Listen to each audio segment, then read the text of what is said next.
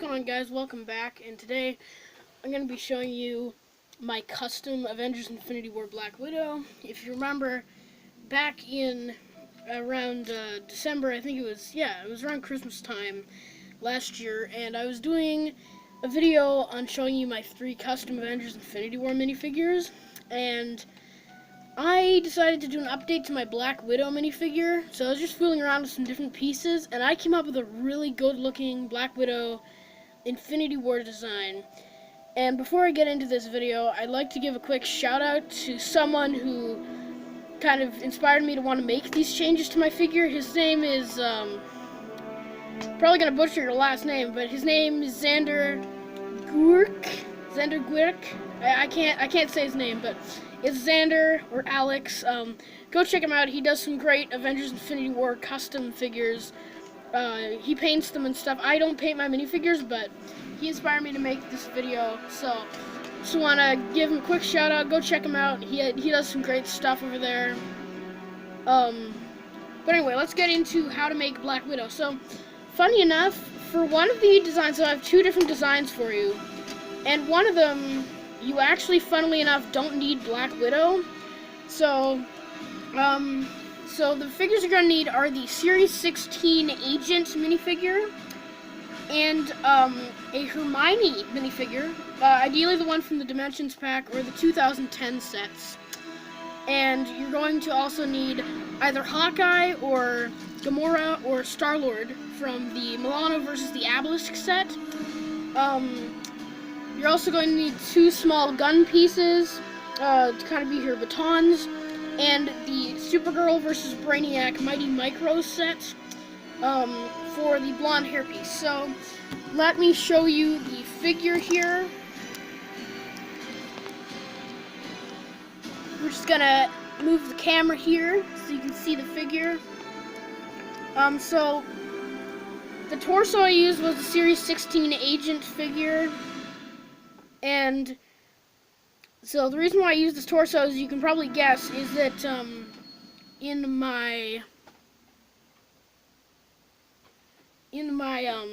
video earlier that I did on all 3 figures, I used these legs from the Star-Lord figure. I used the same legs, so keep those legs because they look good. But as I said in my original video, there needed to be a darker torso because the Black Widow torso had a little bit too much blue and bright colors on it. This one is a lot darker and it works really well for kind of her jacketed look. And also, one more thing. Look, it has an A on the torso for Agent. But you know what that can stand for, right? Avengers. It's perfect. So I used this torso. Then also, there's a little bit of printing on the one arm. I would recommend keeping that arm because, she does have like a little like shocking bracelet that can like shock with people with like electricity. So I'd recommend using that. And then for her little upside down guns here, they're used for her baton kind of weapons that she holds like this. I thought they worked for her weapons because LEGO has been including blue lightsaber blades as her batons, and they really don't work. So I decided to use these weapons, and I think they really work a lot better. They're as upside down guns, and then if you don't want them to be like batons, you can just flip them over and they can be like actual pistols for her to use. So that's that piece there. Then for the back, you're going to need the Series 16 Agent backpack because I thought it added kind of a little bit of detail to her and really did work pretty well. So you don't have to use that backpack piece, but I'd recommend using it because it adds a little bit of detail. Then for her face, for the actual Lego set, they used Jyn Erso's face from Rogue One. And while it does work, I actually used Hermione's face from the Lego Dimensions pack. And it actually works pretty well too, as you can see. In the movie, as well as dyeing her hair blonde, if you look in the trailers, her face might look a little weird. And that's because she like shaved her eyebrows. So, this face I thought kind of worked good for Natasha Romanoff or Scarlett Johansson, or Black Widow, of course. And then the hairpiece I got from, this is the exact same hairpiece they use in the actual set. It's the Supergirl hairpiece from the Mighty Micro's Supergirl vs. Brainiac set. So that's the hairpiece that I used. which is actually super accurate. And I heard some people like Just Too Good saying they don't like the hairpiece, and I personally think it's a good color for her. Like you said, you can use like Lloyd's hairpiece or the movie Lloyd's hairpiece, like from Jago, but I like this hairpiece for her. And so yeah, that's it for that little bit. So, then for the other look, you don't necessarily need the agent.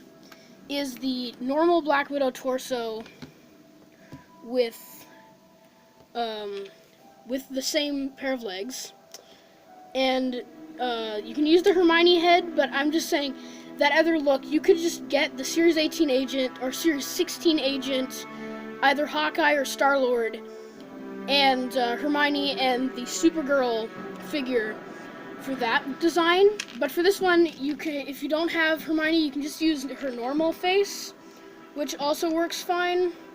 But like I said, I think that's a little bit too much blue, and I do prefer the other one because, you know, it has the A to kind of represent Avengers and all that. And I'm not gonna lie, I actually kind of like the Hermione face a little more, but this is the other design with the actual Black Widow torso. You can give her the backpack as well, because I think it adds a little bit of 3D element design to her that looks pretty good. I'll show you what she looks like with her upside down guns as her batons, and you can replace her left arm. Is it her left? Yeah, her left arm with the agent arm if you want, because I don't know if she still has the shocking bracelet in Infinity War, but she does in the other films, so that's why I just, if you don't, if you have the agent, this is just the design that you can use if you have any of these figures. And you don't even necessarily need Black Widow for the other design. But I personally prefer the design that looks like the Hermione head with the Supergirl hair. So this is personally my favorite design out of all of them. But yeah, this is my personal favorite design out of the two. But yeah, so this is I personally prefer this design. You don't necessarily need Black Widow for this custom, but this is just two different versions, so you can use the version that actually uses Black Widow, or you can use this version. I personally prefer this version with the and the leg print, by the way, is actually the leg print that is actually used in the set.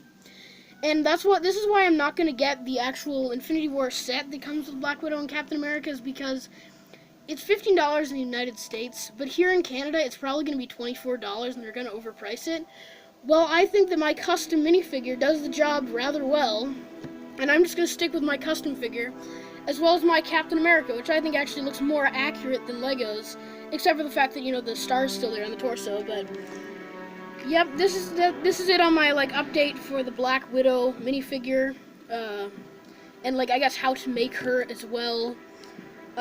Yeah, I wanted to do an update. I was fooling around with my pieces, and once again, shout out to Xander Guerk. I don't know how to say his name or his last name, but Xander, go check him out. He's a great guy.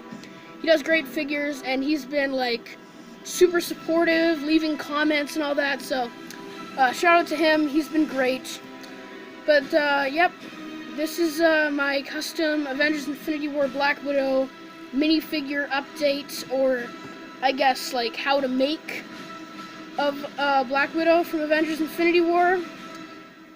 So yep, two different designs. One doesn't necessarily have to use Black Widow, and yeah, you can just do whatever you want, and you can even get the set if you want, but I refuse to buy the set if it's $24. If it is like $17, I might get it, but if it is $24 in Canada, I'm not going to buy it, because I refuse to stand by Lego's idiotic pricing of the sets. But yeah, I hope you guys enjoyed this video on how to make Black Widow from Avengers Infinity War. You guys have a great day, take care,